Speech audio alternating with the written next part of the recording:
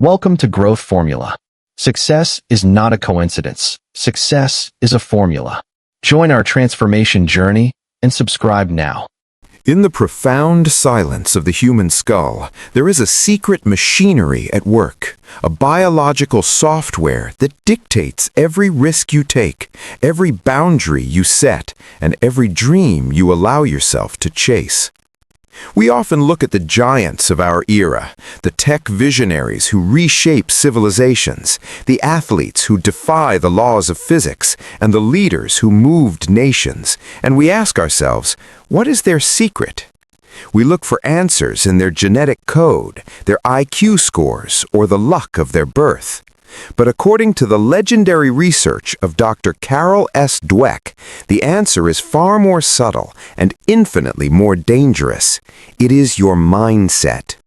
This isn't just positive thinking or a can-do attitude. This is the fundamental lens through which you interpret reality. To solve the growth formula in 2026, you must understand that humanity is divided into two worlds. In one world, you are a prisoner of the fixed mindset. In the other, you are a sovereign of the growth mindset. The distance between these two is the distance between a life of quiet regret and a life of absolute mastery. If you feel like you are hitting a ceiling in your career, your fitness, or your personal growth, the problem isn't your capacity, it's your operating system. Let us travel back to the laboratories of Stanford University, where the foundations of this discovery were laid.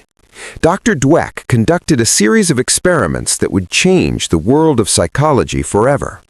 She gave a group of children puzzles to solve. Some puzzles were easy, and the children enjoyed them. But then she introduced puzzles that were nearly impossible for their age group. The reaction split the group in two with surgical precision. One group of children began to sweat. They got frustrated. They pushed the puzzles away, making excuses like, "This is boring," or "I'm not good at this." They saw the challenge as a threat to their identity. To them, if they couldn't solve the puzzle immediately, it meant they weren't smart. This is the fixed mindset. They believe that intelligence and talent are static, unchangeable traits. You are either born with it or you aren't. Consequently, every challenge is a high-stakes gamble on your worth. Every failure is a verdict on your soul. They spend their entire lives trying to look smart and avoiding anything that might prove otherwise. They are the masters of the comfort zone, but they are also its permanent residents. They believe that if you have to work hard at something, you must not be good at it. This is the talent trap that keeps millions of people from ever reaching their true potential. But then there was the second group. These children did something that left the researchers in awe. When faced with the impossible puzzles, they didn't get angry. They got excited. One boy even pulled his chair closer, licked his lips, and whispered, "I love a challenge." These children didn't see the puzzle as a test of their value. They saw it as an opportunity to upgrade their brains. This is the growth mindset. They believe that their basic qualities are things they can cultivate through effort, strategy, and persistence. For them, the brain is not a fixed container. It is a dynamic muscle that grows in response to the weight of the work you give it. This realization is the first step to becoming truly powerful in a world designed to keep you small. In the growth mindset, the struggle is not a sign of weakness. It is the physical sound of progress. You don't just have a certain amount of intelligence, you build it. This shifts the focus from the outcome to the process, which is the hallmark of the 1%. These children understood something that most adults forget, that the moment of not knowing is the exact moment when learning begins. To understand why the growth mindset is the only path to the elite circle, we must look at the hard drive of the human machine, the brain. For decades, the scientific world believed that the brain was fixed after childhood. The consensus was that you were born with a set number of neurons and your intellectual capacity peaked in your early 20s. This is the ultimate lie of the fixed mindset. Modern neuroscience has introduced us to neuroplasticity. Every time you push yourself out of your comfort zone, when you struggle to learn a new language, a complex coding sequence, or a difficult physical movement, your neurons fire in new patterns. When you repeat these difficult tasks, the connections between those neurons, the synapses, become stronger. They become coated in a substance called myelin, which speeds up the electrical signals. In essence, struggle is the physical evidence of your brain rewiring itself. When you have a growth mindset, you welcome this friction because you know that difficulty is the signal that the update is being installed. You stop asking, "Am I good enough?" and start asking, "Am I pushing hard enough?" This biological reality means that your current IQ, your current skill level, and your current bank account are not permanent states. They are merely snapshots of your current progress.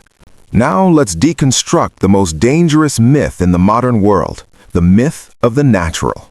We worship naturals like they're gods. We love the story of the virtuoso who plays piano at 3, or the athlete who dominates without trying. This narrative is a trap. It is a lie the fixed mindset tells itself to justify its own mediocrity. If greatness is a gift, then you don't have to feel bad for not having it. But look at the story of Michael Jordan. We remember the 6 championship rings, but we forget that Jordan was cut from his high school varsity team. He wasn't the tallest or the most skilled. A fixed mindset person would have quit. But Jordan's growth mindset was his greatest weapon. He didn't see the rejection as a verdict. He saw it as a demand for more work. He started practicing at 6 a.m. every morning. He focused ruthlessly on his weaknesses. He famously said, "I have failed over and over and over again in my life, and that is why I succeed." Jordan's greatness wasn't a gift, it was a choice made every single morning in the dark hours of practice. He understood that talent is just the raw material. Effort is the fire that turns it into steel. This applies to every overnight success you see on social media. Behind the 15-second clip is a 10-year journey of growth that the world chooses to ignore. Contrast this with the archetype of the fixed mindset athlete, John McEnroe. McEnroe was a genius on the tennis court, but he possessed a classic fixed mindset. To him, talent was everything. Every time he lost, it was the umpire's fault, the wind's fault, or the crowd's fault. He was so focused on being the best that he couldn't handle being the learner. When you believe your talent is fixed, you are always one loss away from an identity crisis.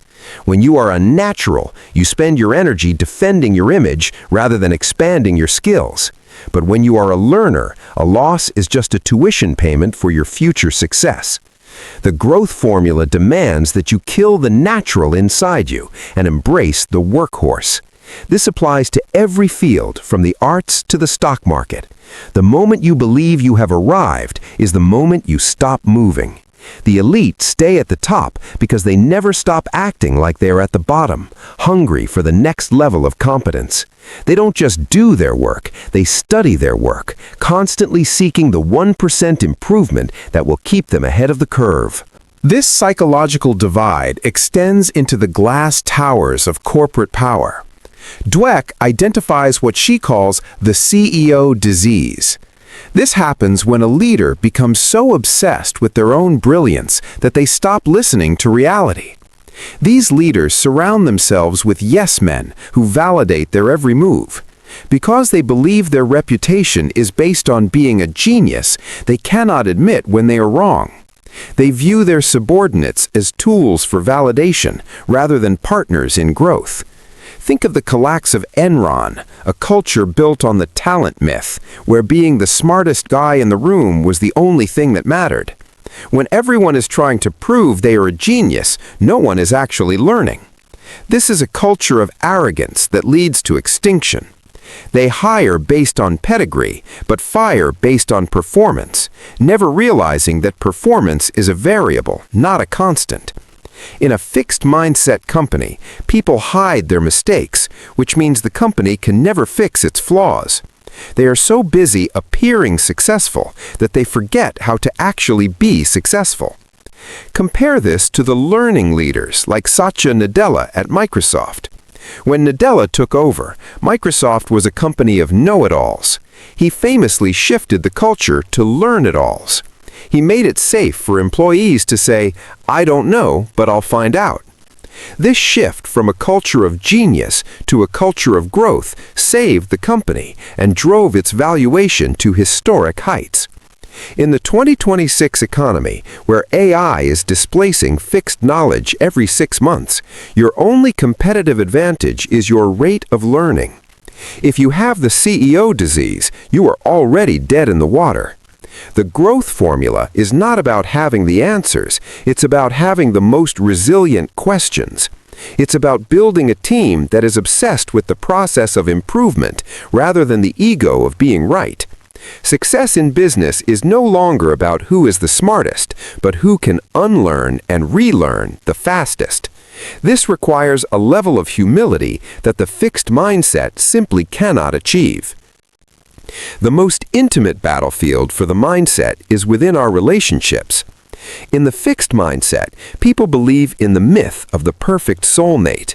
They think that if a relationship is meant to be, it should be effortless. They think their partner should be able to read their mind and that there should be no conflict. When the first argument happens, they take it as a sign of failure. They give up because they don't believe people or relationships can grow.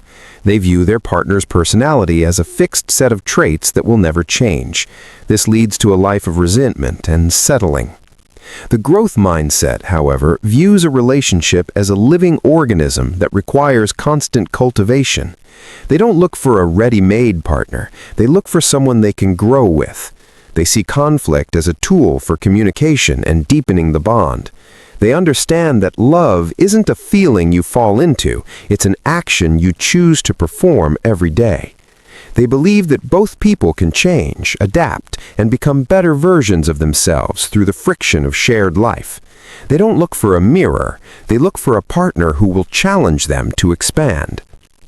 We must also confront how these mindsets are installed in the next generation. As parents and leaders, we often think we are building confidence by praising intelligence. We say, "You're so smart," or "You're a natural." But research shows this is psychological poison. When you praise a trait, you fix them in that trait.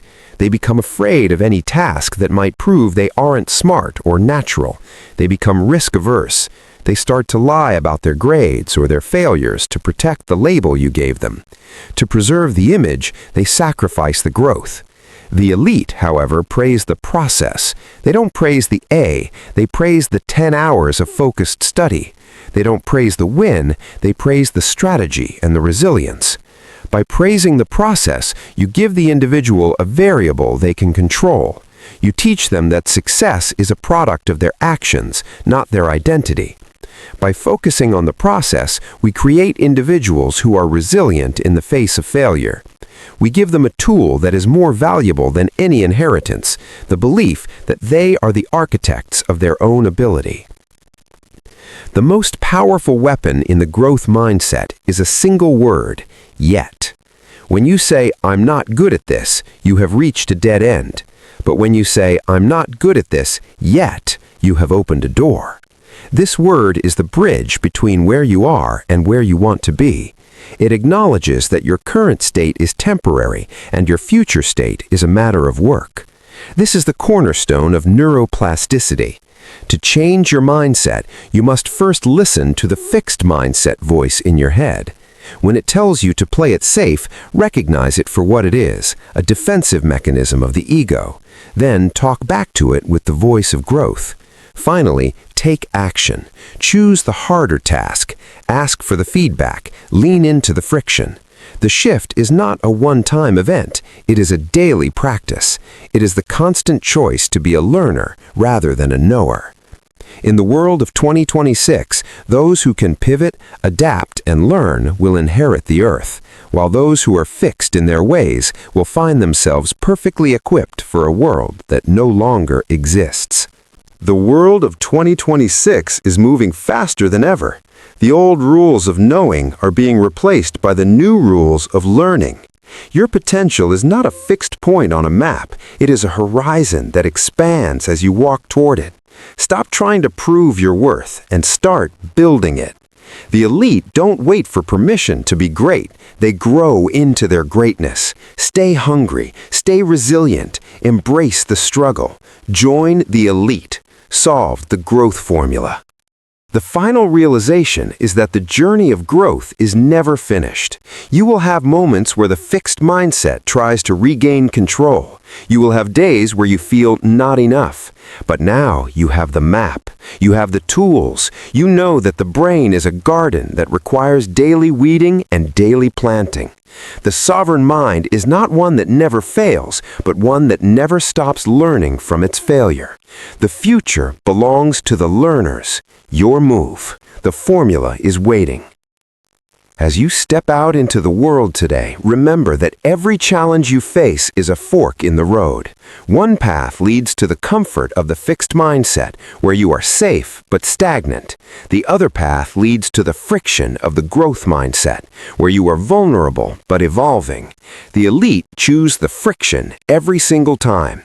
They know that the pain of growth is nothing compared to the pain of regret. They know that their mistakes are not markers of their limitations, but milestones on their journey to mastery. They don't look for the easy way out. They look for the way that will teach them the most.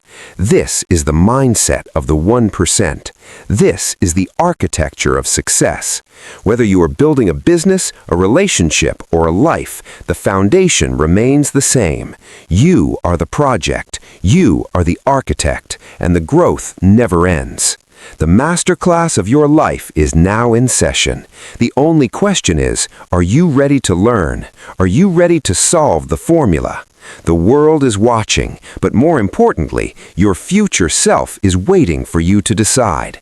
Stop protecting your image and start expanding your reality. The elite circle is not reserved for the gifted. It is earned by the relentless. Now go and build your masterpiece. Your mindset is the only thing standing between you and the person you were always meant to become. Rewire your brain, reclaim your potential, and let the growth begin.